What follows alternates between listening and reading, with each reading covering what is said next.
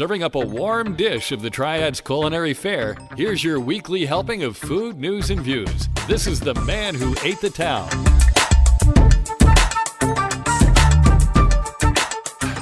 Hey folks, and welcome to episode 102 of the Man Who Ate the Town podcast. This is for the week of March 4th through 10th, 2019. My name is Tim Beeman. My name is Ray Morgan. And we're opening the recipe box. We're recording this episode of the Man Who Ate the Town at the Lab at Industry Hill, repurposed building on North Chestnut Street in the old warehouse district of downtown Winston-Salem.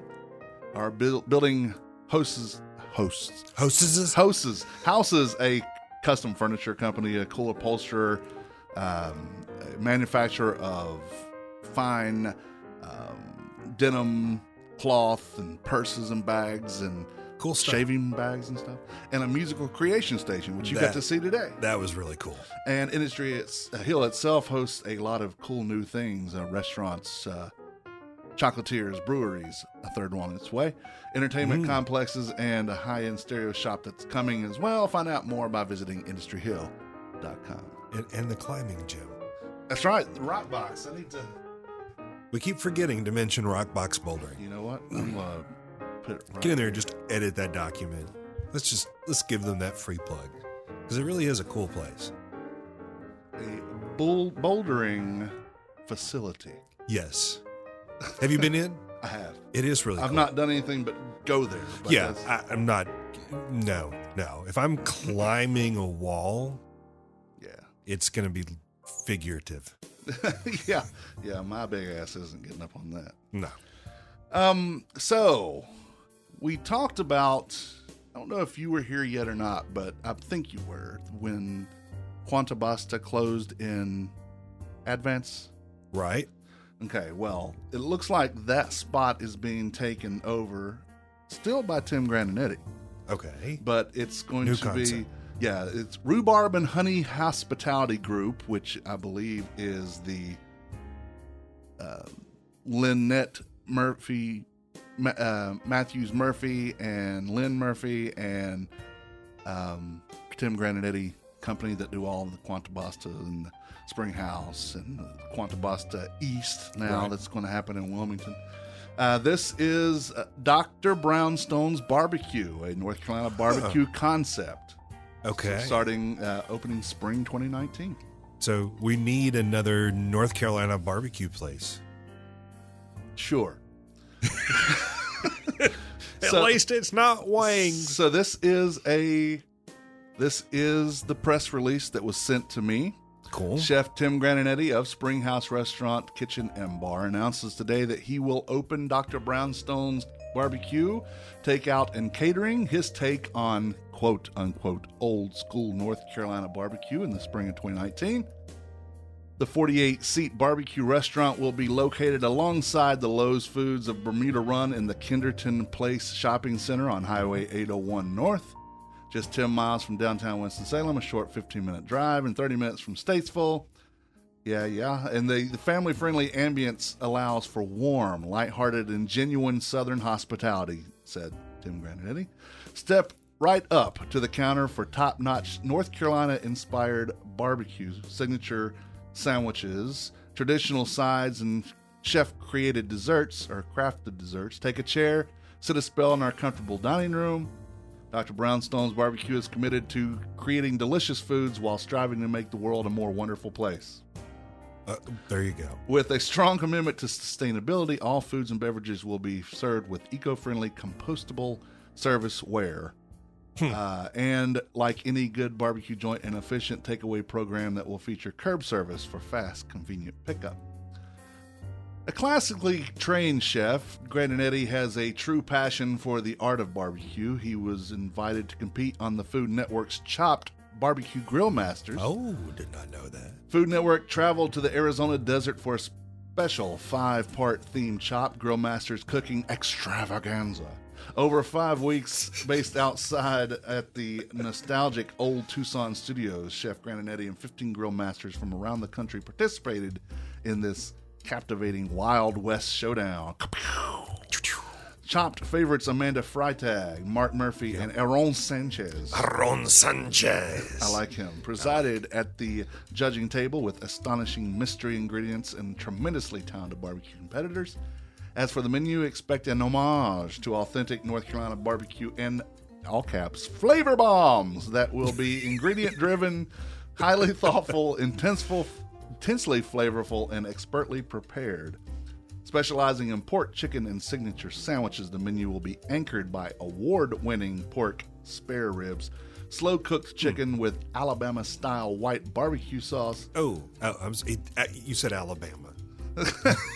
Yeah, I don't... I'm sorry, that's a bad taste in my mouth. Smoked pork roast au jus and classic Carolina pulled pork. Grandinetti will be cooking with Southern barbecue influences. Ingredients will be responsibly sourced and recipes will be steeped in North Carolina tradition. Grandinetti's barbecue travels and modern culinary techniques. Now, one thing he did not say is whether this was going to be pit done or if it was going to be used like electric stuff. How is he going to prepare the barbecue? We want to know. Yeah. Because those of us that appreciate barbecue want to know. That's true. And, okay, so Call us inquiring minds. He also told us I was on Chopped, but he didn't say how he did. Come on, man. How'd you finish? I need to look that up. I went out in round 1. I don't know if he went out in round 1. And I'm pretty sure if he would have won, he would have said so. You would have thought. But or at least made it, I made it to the final 10, the final 5. Yeah. I was the top 3, something. But you know what? He was on the show. He was on the show. Yeah. So that says something right there. They can take anyone they choose for a show like that. Yeah. So. And I may have even seen that episode. So I need to do some research. I need to send him an email and ask him how is the barbecue prepared? Yeah. And ask him where he finished on that show. And he may not tell me that part. When do we get the personal tour? I can figure that out too. I can ask him about it. I mean, we'd love to go see what he's done with the place. Because obviously, if you're going from a Quanto Basta to Dr. Brownstone. Yeah. Okay, you've gone completely different on your decor. You hope you've gone a different direction with your decor. Yeah. Well, because Dr. Brownstone, from what I understand, he's had that nickname for many years. I mean, on Instagram or all that stuff, he's Doc Brownstone. So I think he's finally getting to use it here in North Carolina and enjoys doing that. Cool. So that's where that name comes. Yeah, that'd been another question. Where'd that come from? Yeah, it's been around for a while. I'm not sure exactly where, but I will. Let's see if we can't get him in here. Get him in here to talk about it. That'd be great. Let me move back to my thing over here. Also, we don't need to know that you've moved back to your thing. Yeah, I gotta put my thing up here so I can. I don't need to. No, I don't. Look out, duck. Oh, God. Okay, next. So this is according to the Winston Journal, just because today it seems like I Monday'd in my pants and didn't have time to do a whole lot of rewriting. So I'm just going to say that according to the Journal, Dennis Wiggins, a friend of yours, an acquaintance of mine, has worked in the restaurant business most of his life. This is his first foray into manufacturing a beverage. This one's called, he's been test marketing Papa Doc's Bionic Tonic at street fairs and festivals last summer, and officially it went on sale beginning around October. Now it's available in such places as Diamondback Grill, Wise Men Brewing, Campus Gas, Let It Grow Produce, and Colony Urban Farm. The heart of the beverage is, now this kind of grosses me out, but it's mushrooms. It's hibiscus and mushrooms that he says offers many benefits to enhance one's health and increase longevity. I have to say, I've known Dennis a long time. The man knows his mushrooms, and he is passionate about what mushrooms provide for us. But now he will also be the first one to say, do not go into the woods and start collecting them on your own unless you know what you're doing, because you'll pick something poisonous and die. Yes, or you'll pick something hallucinant. Well, that could be interesting. Yeah. So, here, Mom, what do you think of this mushroom gravy? Far out. It's psychedelic. So he says he can't legally claim on the label that Papa Doc's Bionic Tonic has health benefits, but he can point you to research about the ingredients and that those do have benefits. Basically, he combines hibiscus tea with the extracts of 5 mushrooms, essential oils of orange and lime, and a blend of secret spices to create Papa Doc's. The tonic is carbonated and sweetened with monk fruit, a super sweet but low-calorie melon, and erythritol. Yeah, easy for you to say. Erythritol. Yeah, we'll go with that. A low-calorie sugar alcohol. A second sugar alcohol, xylitol, was used in early batches but is being phased out. He uses organic, gluten-free, and GMO-free ingredients. I really want to get him in here. Yeah, I sent him a message this morning. Yeah, would love to taste this myself. I've known Dennis probably 15, 20 years now. Yeah. You get the man anywhere near a kitchen, and his creativity shines through. I know Dennis from his days of working with Eric Muck and Jared Lee at Mundo or Augustine. I can't remember if he was at Augustine's and Mundo, but he was with one or the other. And as I understand it, back in the day, his younger days, I mean, he worked for a 5-star restaurant in New York City. Yeah. So he certainly had an amazing pedigree in the kitchen. I didn't know that he was as old as he is. Yeah. He's 63.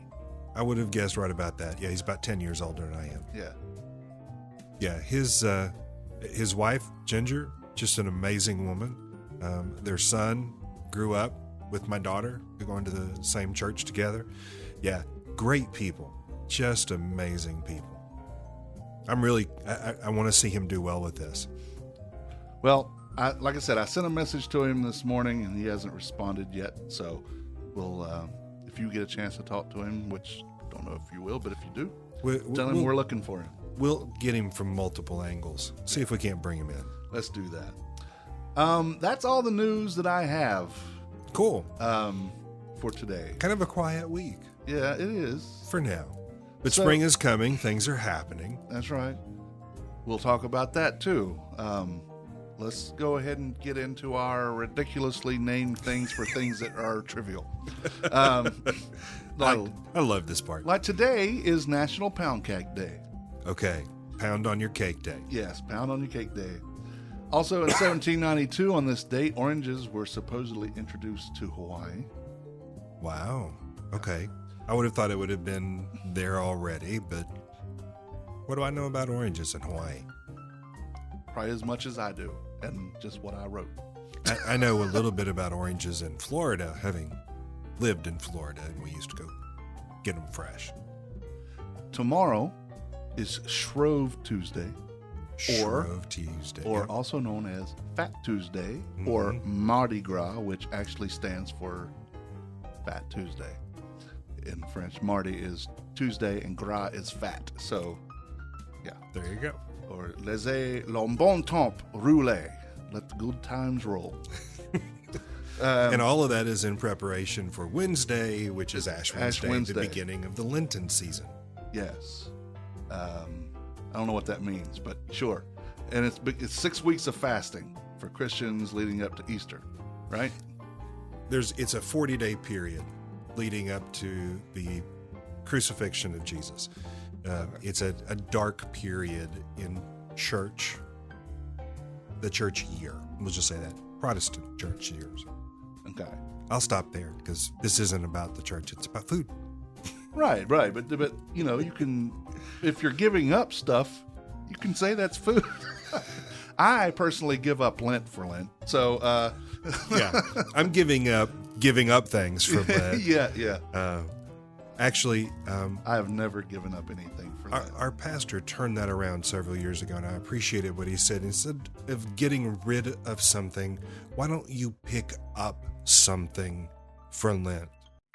Pick up something that's going to be healthier for you, better for you. So maybe you pick up going to take a walk, 20-minute walk every day. Start with something. Maybe you're giving up being a sloth at that point.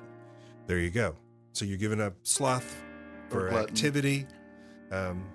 Instead of it always being a negative, look at it from the positive. What can I add to my life? Yeah. Well, tomorrow is also, being as this first day of the Lenten season, it's also International Pancake Day. Oh, love me some pancakes. Paczki Day, P-A-C-Z-K-I. It's a day to enjoy these rich, sugar-coated Polish pre-Lenten pastries. It's also Cheese Doodle Day and National Absinthe Day. Not absent, absinthe. And what would we use absinthe for? I've heard the word, but I don't know. It's a beverage. It's a liqueur. And it's illegal. True absinthe is illegal in the United States. Oh. It's made from wormwood. Okay. And other things that create, not only do they get you drunk, they create hallucinations and stuff. So they have a form of absinthe now, and true absinthe is like a green color because of the wormwood. Okay. Yeah. But it doesn't have the hallucinogenic properties to it. Right, yeah. It's not the same thing here, but you can go to Europe and get it. Just be careful. Wow. Okay. Yeah, they have actually absinthe bars over there. Huh. Yeah. See, just living in the South your whole life, that's what you miss out on. I've never had it. I don't know that I want it. That's not your vibe. It's not my vibe. But if someone said, hey, let's go try this, and they're paying, then my vibe just got modified. There we go. Somebody else's nickel? All right, let's go. The 6th of March is White Chocolate Cheesecake Day. Yeah, I have to say, white chocolate isn't chocolate. It doesn't have to be. But if you're going to call it chocolate, it should be chocolate. Chocolate is a passion of mine. I love chocolate. You should have it every day. I prefer white chocolate. Even if it's not chocolate, I prefer what they call white chocolate. See, I like my chocolate the same way I like my coffee, the way I like my beer. Dark. Yeah, okay. And it's also National Frozen Food Day. Wow. That's really high bar food right there. But get this. Go back to the White Chocolate Cheesecake Day. You could top it with what other day it is? Oreo Cookie Day. Yes, I am about the Oreo cookies. Yep. With milk. You got to dunk them. They must be dunked. I'm a double stuff guy. I like the double stuff. I don't even care about the cookie part. I just like the lard. Just give you the fat. Yeah. And the chocolate Oreos, I got to say, I love the chocolate Oreos. I've had like the peppermint one I had once, and I've tried the mint ones. The mint ones are okay. Yeah. But chocolate it's just fake mint. Yeah. So I don't know. I like that they've gone and made some new flavors. The peanut butter one wasn't too bad. Well, we need to look, because when Kelly Bone was co-hosting with me, we did, because they had just announced the new flavors. Mm-hmm. And then we put a poll on the website of people to vote which one they wanted. You voted. I believe I did, yes. And it was the kettle corn flavor that won. And Kelly had to leave, but when Tim came, we ate them. And it was okay. It wasn't bad. I enjoyed it. I haven't seen the kettle corn in the stores. So we need to keep an eye out on when the new flavors are. Put a poll up and have people say they want us to try them. Yeah. And we'll figure that out. Well, just this weekend, speaking of new flavors, M&M's has some new ones out there. Oh, yeah? There was a Thai coconut that was actually pretty good. Coconut was just a little bit on the chemically side, so it was kind of artificial. Yeah. But after a few of them, you quit worrying about it. It just tastes it. The jalapeno was an interesting M&M. Jalapeno M&M. Yeah. How about the blue cheese? Did you have the blue cheese? I didn't see the blue cheese. I don't know if there is one. I just think it's... But they had a jalapeno, and you taste it, you chew it, and you're like, this tastes like a peanut M&M. And then the afterburn kicks in. It wasn't real bad, but it was like, oh, look at that. There's a little heat to this. In 1899, aspirin, I'm not even going to try to ask, that's acetic acid, was patented by Felix Hoffmann for the Frederick Bayer and Company in Berlin, Germany. And I take a Bayer aspirin every day. Yep. In 1912, Nabisco debuts the Oreo cookie, a red letter day in the history of cookies. Yes, one of the best ever days in cookies.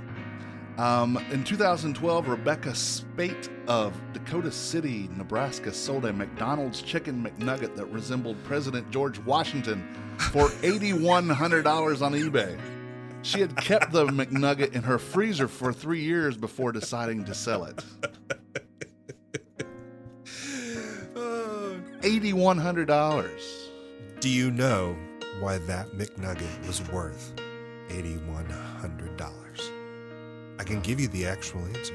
No. Because some dumbass was stupid enough to pay it. That is the answer.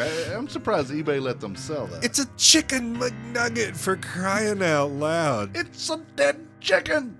It's not. It's just pieces of a dead chicken. Maybe. Yeah. It might be pink goo. Yeah, it could be. 3/7, the 7th of March, Crown Roast of Pork Day. National Cereal Day. No, wait a minute. Go back. What was that? Crown Roast of Pork Day. What is the crown roast of pork? I don't know. I'm not familiar with that. You'd think if, we're on this food thing that we would know all things food. We would be like the ultimate, the pentultimate. So, we turn to our resource called Google. It doesn't really say.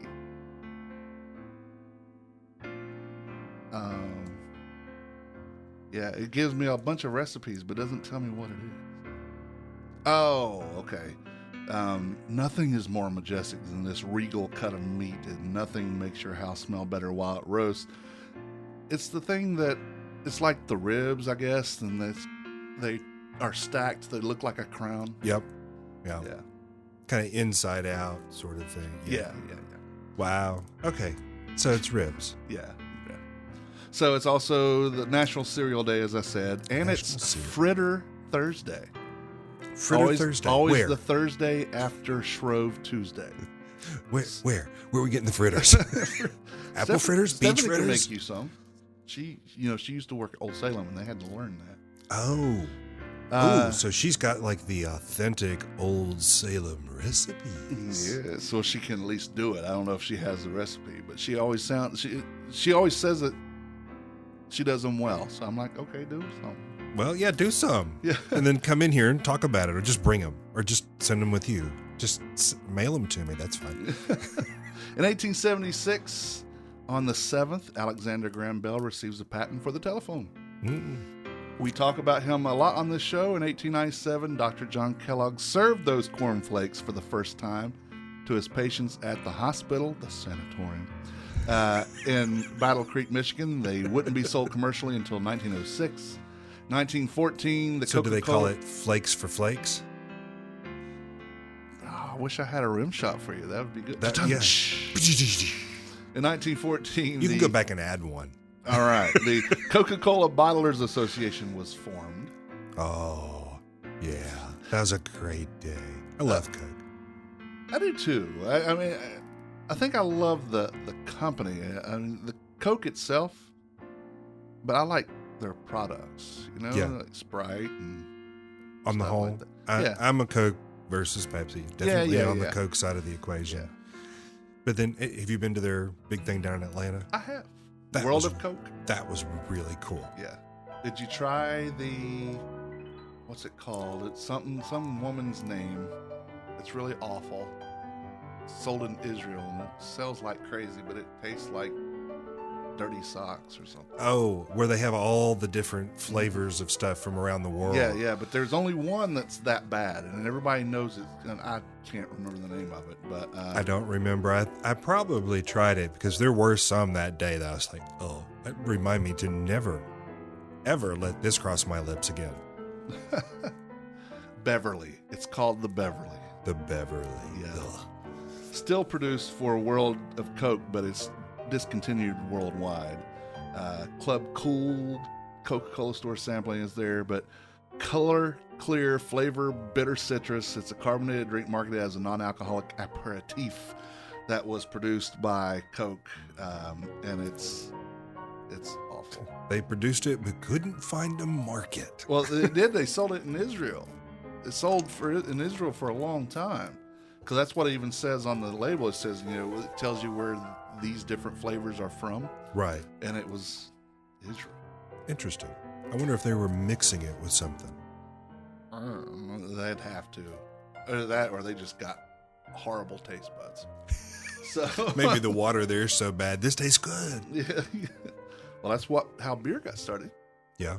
Beer became popular because no one could drink the water. There was no purification systems. So they distilled it and brewed it and then you could drink stuff. Then you drink it, yeah. 3/8 is International Women's Day. Each year. Yay for women. Yes. Woo! I'm a fan. I'm a big fan. Thousands of events occur not just on this day, but throughout March to mark the economic, political, and social achievements of women.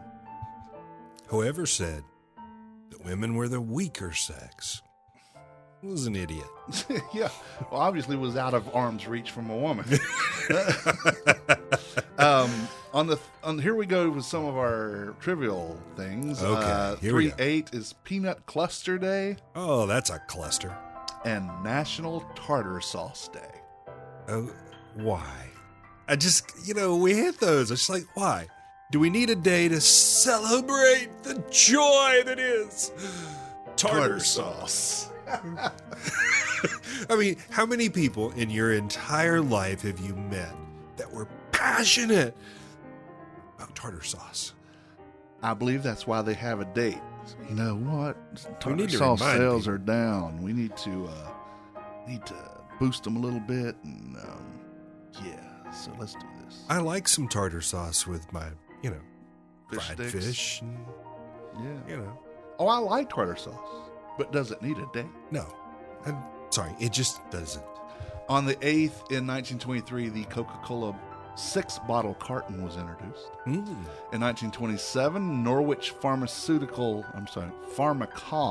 registered Pepto-Bismol trademark. It was first used in 1919. It provides relief from symptoms due to overindulgence in food and drink, including heartburn, indigestion, diarrhea, and nausea.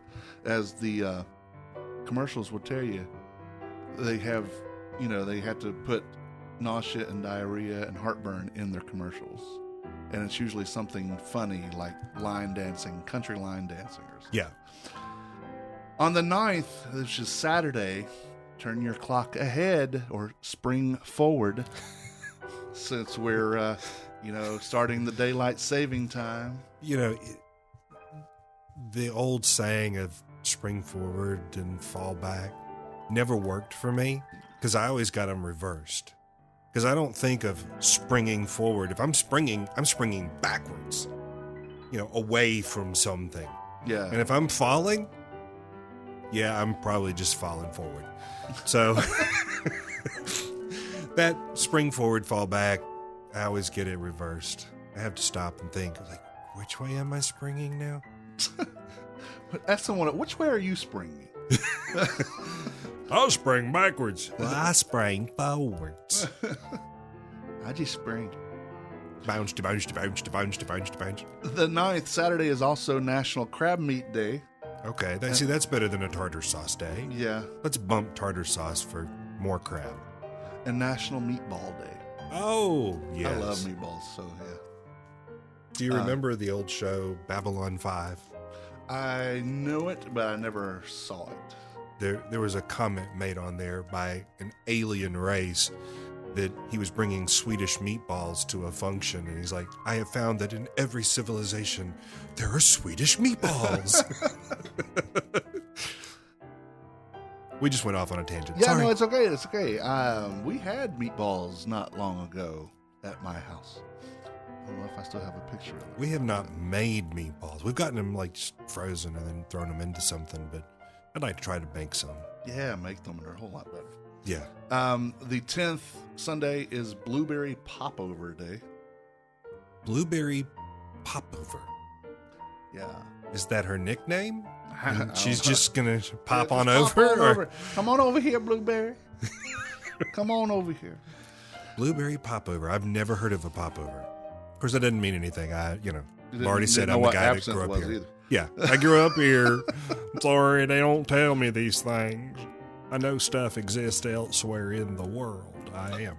Popover literate. is a light, hollow roll made from an egg batter similar to that of Yorkshire pudding, traditionally baked in muffin tins or dedicated popover pans, which have straight walled sides rather than the angled ones. So it's basically just Little cubes. yeah, or they're pockets of stuff. Cool. And this doesn't make any sense because it's Sunday, but still, it's National Pack Your Lunch Day On Sunday. on Sunday. Yeah. Where am I going to pack my lunch for Sunday? Now, maybe it's... Maybe you know. pack it away for Monday, but I don't like half-day-old food. I have to make my stuff fresh. Yeah. I never could make my sandwich the night before because then the mayonnaise has been on the bread since the night before. Yeah, and you go to grill it and you like leaving fingerprints and Yeah. stuff in it. It's just nasty. No, you do it that morning and you're good. I don't even do that. I make it and then eat it. Or I make it, bring it here and eat it as soon as I get here. Well, but you don't, like, if you were a construction worker, you're taking your lunch with you, you're not having the chance to come back home and eat. That means I'm not having a sandwich. You're going to have something else. I have to have something else. I just can't. Just can't. It disturbs me to eat half-day-old food. We won't force you to. Thank you. You're welcome. That's your food, holidays, and history for this week. Thanks to James Elert Food Reference for giving Thanks, us a James. couple of giggles. Man Who Ate to Town podcast is part of the Less Desirables Network. Along with this podcast, you can listen to the Less Desirables Beer Dads, Fan Interference, and Apartment 5B. And you should. You can find all these podcasts and our latest episodes on our network website and directory, tldpodnetwork.com. You can tell he says that a lot and says that very quickly. Yes. If you have Amazon Echo or Echo Dot, enable You can just tell the it. AnyPod skill and tell Alexa to have AnyPod play The Man Who Ate to Town. And guess what'll happen? They'll hear your voice. And yours. And mine. Yeah. Well, it depends. Do you have to then specify which number of the podcast? You have to play episode 37. I think, I don't know if you can do that. I've never tried it. Or does it just go to the last episode? It goes to the newest, but I'm sure you could play what was the previous. You'd think. Alexa, tell AnyPod to play the previous episode. Because we know that the things that we've said each week will be timeless. Thousands of years from now, they will be listening to this podcast saying, they were so amazing. It's still so timely. It's a podcast. 85 million years in the making. But we'd also appreciate, even if you're listening millions of years from now, that you visit our sponsors. Absolutely. And speaking of those, I think we have one coming in a couple of weeks. Yes, we do. Are we going to tell them which one, or are we just going to say that they're coming? I don't know. How much do we want to tease them?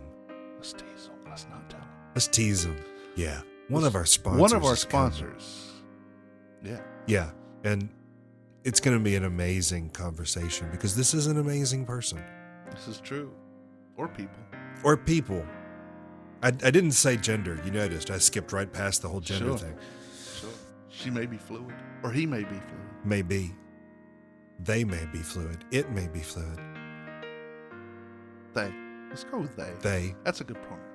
Yeah. Anyway, let's start with Washington Perkin Provision Company. The Perk is located at 301 West 4th Street in downtown Winston-Salem. They have a chip wall. They have what you need. I went the other day and had a couple of biscuits in the morning. I've had in the last little They bit, do a good biscuit. the Italian stallion sandwich. That's really good. Oh, man, that just sounds good. Just hearing that. They sounds have good. egg milk and cheese from Homeland Creamery. They have Larry's Beans coffee, peanut butter, bread, napkins, hot sauce, toothpicks, custard. Wolfie's custard right there. Yeah. It's better than a convenience store, but not quite a grocery store. Again, it's 301 West 4th Street. On Facebook, they are Washington Perk. And on Instagram, they are Washington Perk _DTWS. I mean, what grocery store are you going to grab something and then just sit there and kind of watch downtown pedestrians and cars go by? Well, because there are no true grocery stores downtown. Nowhere. And even the grocery stores that are near downtown, you're not going there to sit. But the Perk, yeah. You can do that. Cool place. Really cool place. If you haven't been there, why? Yeah. The Humblebee Shop is located at 1003 Brookstown Avenue in the west end of downtown. She makes good stuff. You have a sweet tooth or even some savory stuff. Yeah. So it's her savory stuff. It's not really just good. Desserts, but it is a good bit of desserts. Those jalapeno cheese muffins. Yeah. With the Texas Pete honey. Yeah. Oh my. That was amazing. If you need vegan or gluten-free, she does those things too. Very well. She does everything from scratch, 100% from scratch. And from the heart. She puts a little bit of love in each one of them. So there we go. And there you have it. Go 1003 Brookstown Avenue in the West End to find out more. Visit thehumblebeeshop.co. It's SHOPPE.co. Facebook and on Instagram. And you can see all that she's doing. And when you go, she'll be the one behind the counter. So tell her the man who ate the town said hey. That's the Man Who Ate the Town podcast said hey. Or just Tim and Ray said hey. Tim and Ray said hey. She'll be like, oh, I know who they are. She would know, but I want her to know that it's Tim and Ray, not just Tim. There you go. Delicio's Italian Restaurant, 301 Brookstown Avenue. Delicio's is the go-to Italian restaurant in town. Carefully prepared dishes from Mr. Tony, Signore Tony, from his native Napoli. Hearty and delicate dishes that whisk you away to the eateries of southern Italy. They have a great beer and wine selection too. I think they're up to 8 taps, and a lot of it is North Carolina based, so that's a good thing. That's great. They are open 11 a.m. to 9 p.m. Monday through Thursday and 11 a.m. to 10 p.m. on Fridays and Saturdays. Check them out on Instagram and, as Tony says, the Facebook. You know, if you're going to eat Italian food, and who's not going to eat Italian food? We all love Italian food. It's become American food. We've adopted this as part of our culinary culture. But wouldn't you want to eat it from the guy who grew up eating it, watching how it was really made? Yep. Yeah. That's why Delicio's is so amazing. Indeed. He knows how it's supposed to be. 301 Brookstown Avenue, Delicio's Italian Restaurant. Get over there. Now. Go. Go, go, go, go, go. All right, well, keep an eye on the blog and this podcast to find out more about the food news and happenings around town. If you have any food news, send us an email, tim@themanwhoatethetown.com, or Facebook, Instagram, Twitter, Instant Messengers. All those are available and they're on all the time, so just send a message. And Tim is always at his computer waiting for you to reply. I am. So sometimes please. I get lonely. I didn't get any bings or anything this week. Yeah, we want you to stop the other chat rooms and be able to just focus on this one. Right. Do that. All right, well, my name is Tim. My name is Ray. And we're closing the recipe box. Until next time, thank you for reading. Thank you for listening. Bon appetit. The views and opinions stated by me or any of my guests are solely those of ours and do not necessarily reflect the opinions of our hosting companies, distributors, enemies, friends, or relatives. This podcast is copyrighted and cannot be reproduced or distributed without express written consent of the man who ate the town, that's me, and Such Limited Inc. However, if you ask nicely, we'll probably let you.